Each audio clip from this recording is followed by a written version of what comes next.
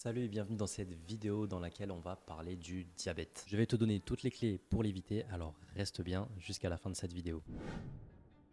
Le diabète est une maladie liée au sucre. Les diabétiques souffrent d'un problème d'assimilation, d'utilisation et de stockage de sucre apporté par l'alimentation. Ce trouble se traduit par un taux élevé de sucre dans le sang, ce qu'on appelle l'hyperglycémie. Cette dernière est le manque de sécrétion d'une hormone fondamentale par le pancréas qui est l'insuline. Quand on mange, le taux de sucre dans le sang augmente car les glucides se transforment essentiellement en glucose. Le pancréas détecte alors cette augmentation de la glycémie et sécrète alors de l'insuline pour permettre au glucose de pénétrer dans les cellules de l'organisme. Le diabète de type 1 est une maladie auto-immune qui se déclenche suite à une banale infection. Pour l'expliquer simplement, l'organisme ne reconnaît pas les cellules bêta du pancréas et sécrète alors des anticorps contre son propre pancréas et détruit la partie de l'organe qui sécrète l'insuline. En l'absence d'insuline, le sucre ne peut pas entrer dans les cellules et reste dans le sang, ce qui fait augmenter le taux de glucose dans le sang. L'organisme doit alors produire de l'insuline, mais le seul traitement possible est de s'injecter 2 à 4 fois par jour en sous-cutané des doses d'insuline. Elles doivent être adaptées en tenant compte de la glycémie et de la consistance des repas. Les symptômes les plus courants du diabète de type 1 sont des urines abondantes, une soif intense ou encore un amaigrissement rapide. Le diabète de type 2 concerne le plus de diabétiques et se déclenche en général après 40 ans. Il est principalement lié par une mauvaise hygiène de vie et un manque d'activité physique. Les nouvelles générations sont de plus en plus touchées par le diabète car la sédentarité est beaucoup plus présente. Avec l'âge, à force de trop solliciter l'insuline, les cellules deviennent de plus en plus résistantes à son action. Le pancréas doit alors produire davantage d'insuline et finit par s'épuiser, ce qui va entraîner une hyperglycémie chronique. Ce dernier est généralement détecté sur une prise de sang lors d'un contrôle banal. Sur mes suivis personnalisés, je demande toujours à mes élèves un bilan afin de voir si tout se passe bien. Et il m'est arrivé plusieurs fois de découvrir que certains étaient en prédiabète ou même diabétiques. Au-delà de ça, la génétique est parfois favorable au développement du diabète. Il est alors important de prêter attention à ça si nos aïeux présentaient des signes de diabète. Le diabète gestationnel touche une femme non diabétique au moment de sa grossesse. Ce type de diabète peut même faire naître un bébé gros, pouvant donner des problèmes lors de la délivrance. Il apparaît généralement vers le 6e mois de grossesse et touche 6 femmes sur 100. Il est provoqué par une difficulté d'action de l'insuline perturbée par certaines hormones sécrétées par le placenta. La glycémie à jeun d'une femme enceinte ne doit donc pas dépasser 0,92 g par litre. Si cela dépasse, il vaut mieux en discuter avec son médecin traitant. Dans la grande majorité des cas, ce diabète disparaît après la naissance. Par contre, une femme ayant eu un diabète gestationnel peut potentiellement développer un diabète de type 2 vers la cinquantaine. Une glycémie à jeun annuelle est alors fortement recommandée dans ce cas précis. Le prédiabète se traduit par une glycémie à jeun qui va être supérieure à 1,06 g par litre mais inférieure à 1,26 g par litre. Il ne faut donc pas prendre ça à la légère et le traiter le plus tôt possible. En temps normal, le glucose entre facilement et normalement dans la cellule, mais en cas de prédiabète, ce dernier a du mal à entrer dans la cellule et reste dans le sang. Le pancréas commence alors à se fatiguer et les récepteurs sur les membranes des cellules sont également fatigués, devenant alors moins sensibles à l'insuline. Petit story time, il m'est déjà arrivé avec des élèves en suivi que leur médecin refuse leur prescription pour une prise de sang parce qu'ils étaient soi-disant en bonne santé. Dans ces cas-là, je demande quand même d'aller en laboratoire pour effectuer une glycémie à jeun appuyée par une HbA1c. Après résultat, certains d'entre eux se retrouvaient malheureusement en situation de prédiabète sans que leur médecin ne s'en soucie. Cela m'a toujours un petit peu étonné, voire même contrarié, parce que notre système de santé est plus centré sur la thérapeutique plutôt que sur la prévention. Pour tous ces élèves qui étaient en situation de prédiabète, j'ai tout de même réussi avec l'activité sportive et l'alimentation optimale à réduire leur glycémie et les sortir de cette situation de prédiabète.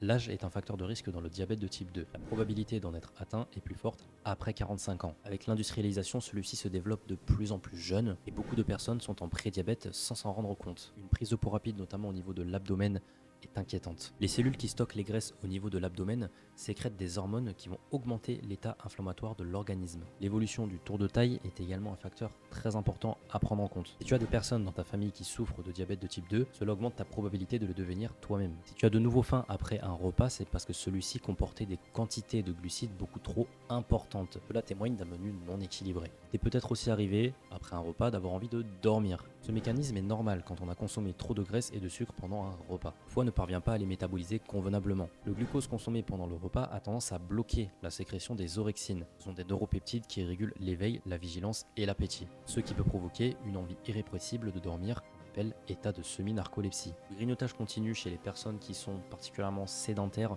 est un risque accru de développer le diabète de type 2. Le corps ne connaît donc pas le repos et doit gérer sans cesse des pics d'hyperglycémie. La plupart des grignotages, on va pas se le cacher, ça ressemble plus à des gâteaux industriels plutôt que des épinards. Et sans t'en rendre compte, tu utilises tes récepteurs qui sont de moins en moins sensibles, obligeant le pancréas à fabriquer de plus en plus d'insuline. Il est intéressant par exemple de compter le nombre de repas pris à l'extérieur dans la semaine. En général, il comporte 50% de lipides, ce qui est beaucoup trop et surtout de mauvaise qualité. Il est préférable de prendre son repas chez soi ou d'emporter son meal prep qui sera plus économique mais aussi plus sain. Il faut éviter au maximum de consommer des plats cuisinés industriels. Certes, ils peuvent se conserver longtemps, mais les industriels n'hésitent pas à utiliser dans leurs recettes de l'huile de palme, des conservateurs, des colorants, des exhausteurs de goût comme le glutamate de sodium par exemple, sans compter le recours au sucre ou au sel. Le vin, malgré ses effets antioxydants, reste tout de même une boisson alcoolisée. Ne vais pas te l'apprendre, l'abus d'alcool et notamment du vin ne va pas t'aider avec le diabète. Pire encore, la bière contient du maltose, aussi appelé sucre de malt. Les sucres contenus dans la bière sont directement absorbés et acheminés par la veine porte vers le foie qu'ils vont saturer. Tous ces sucres iront remplir les adipocytes de l'abdomen, c'est ce qui donne un ventre rond et imposant aux gros buveurs de bière. C'est également le cas du pain et du fromage qui restent des aliments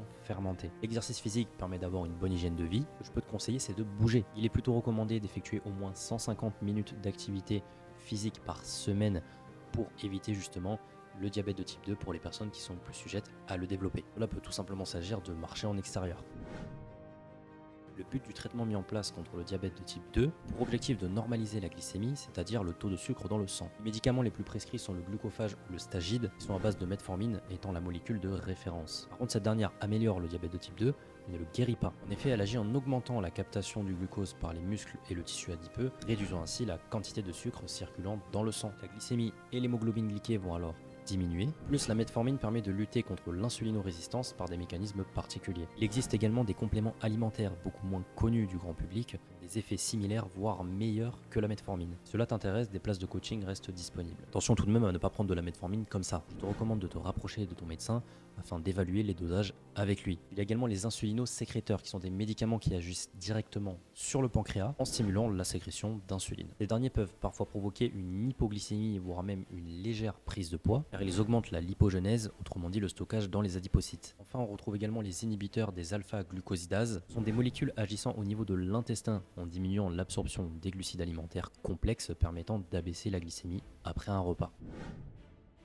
Au fil des années avec les progrès de la science, de nouvelles molécules apparaissent pour mieux gérer la glycémie dans le sang. C'est le cas par exemple des inhibiteurs de la DDP4. Ils agissent sur la glycémie postprandiale, c'est-à-dire juste après un repas, ils sont en général plutôt bien tolérés. Par contre, dans l'action sur la baisse de l'hémoglobine glyquée, ils sont plus efficaces s'ils sont associés avec la metformine. Autre molécule intéressante, les analogues du GLP-1. Ils augmentent la sécrétion d'insuline, ralentissant la vidange gastrique, ayant donc un effet coupe-faim. Ils se présentent sous forme injectable avec une aiguille sur stylo piqueur. Récemment, ils ont fait polémique car beaucoup de personnes qui étaient en situation d'obésité s'en servaient mais n'étaient pas forcément diabétiques. Les stocks s'étaient alors rapidement écoulés. Enfin, une molécule récente est porteuse de grands espoirs, le tirzépatide. Il s'agit d'une association entre un récepteur du GLP-1 et un agoniste du GIP. Pour aller encore plus loin, il y a également les inhibiteurs du SGLT2. Le mécanisme se fait par les reins qui débarrassent les sucres en trop via les urines. Il faut tout de même faire attention à bien s'hydrater pour ne pas développer des infections urinaires. La vidéo touche à sa fin, n'hésite pas à la recommander à quelqu'un